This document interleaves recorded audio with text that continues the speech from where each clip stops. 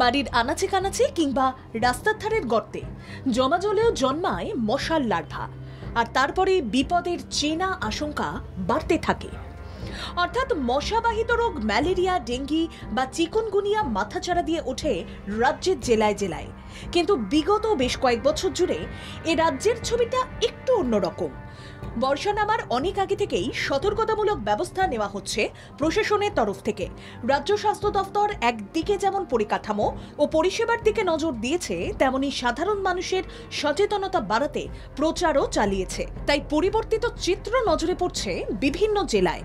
হুগলি জেলাতেও তেমনই ছবি ধরা পড়ল। হুগলি জেলা প্রশাসনের জনস্বাস্থ্য দপ্তরের পক্ষ থেকে এবং স্বাস্থ্য দপ্তরের পক্ষ থেকে কিন্তু ডেঙ্গু মোকাবিলায় একাধিক পদক্ষেপ গ্রহণ করা হয়েছে। সিএমএইচও দপ্তরের পক্ষ থেকে কিন্তু এখনো পর্যন্ত জানানো হচ্ছে প্রতিবার এই সময় যে সংখ্যার ডেঙ্গি পেশেন্ট পাওয়া যায় সে তুলনায় কিন্তু সংখ্যাটা কম, এবং যাদের ডেঙ্গি এখনো পর্যন্ত ডিটেক্ট হয়েছে সেক্ষেত্রে তাদের ট্রিটমেন্ট চলছে বা তারা সুস্থ হয়ে গেছে। এবং পৌরসভাগুলিকে একেবারে কড়া নির্দেশিকা জারি করা হয়েছে, পঞ্চায়েতগুলিকে কড়া নির্দেশিকা জারি করা হয়েছে সিএমএইচের দপ্তরের পক্ষ থেকে। বৃষ্টি চলছেই, একদিকে নিম্নচাপ, অন্যদিকে বর্ষার মৌসুমি বায়ু। বর্ষা আর মশার যুগলবন্দি ভাঙতে তৎপর পঞ্চায়েত থেকে পুরসভা।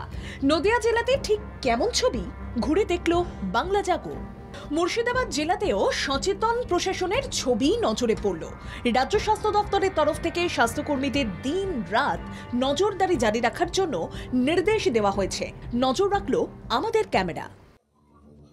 আমি এই মুহূর্তে দাঁড়িয়ে আছি মুর্শিদাবাদের ফরাক্কার বিনয়গ্রাম প্রাথমিক স্বাস্থ্য কেন্দ্রে, এবং সেখানকার বিওমএইচ তিনি জানালেন মুর্শিদাবাদের জেলা জুড়েই যেমন স্বাস্থ্য দপ্তরের পক্ষ থেকে এই ডেঙ্গু রোধের জন্য কাজ করছেন, এবং তার পাশাপাশি মুর্শিদাবাদের ফরাক্কাও কিন্তু সেই ডেঙ্গু প্রতিরোধ করার জন্য ব্লকের প্রত্যেকটি জায়গায় গিয়ে কিন্তু সচেতনতা শিবির যেমন চালাচ্ছেন, এবং তার পাশাপাশি মানুষকে কিন্তু সেই এলাকায় বোঝানোর চেষ্টা করছেন। শুধু স্বাস্থ্য দপ্তরের পক্ষ থেকে যে ডেঙ্গু রোধের জন্য যে স্প্রে এবং ব্লিচিং করা হচ্ছে সেটাই শুধু নয়, তাদেরকেও সাধারণ মানুষকেও কিন্তু সেই দিকে সচেতন হতে হবে। যেখানে জমা জল আছে সেই জল যেন পরিষ্কার করে রাখা হয়। উত্তরবঙ্গের একাধিক জেলায় অতীতে ডেঙ্গির প্রকোপের ছবি দেখা গিয়েছে।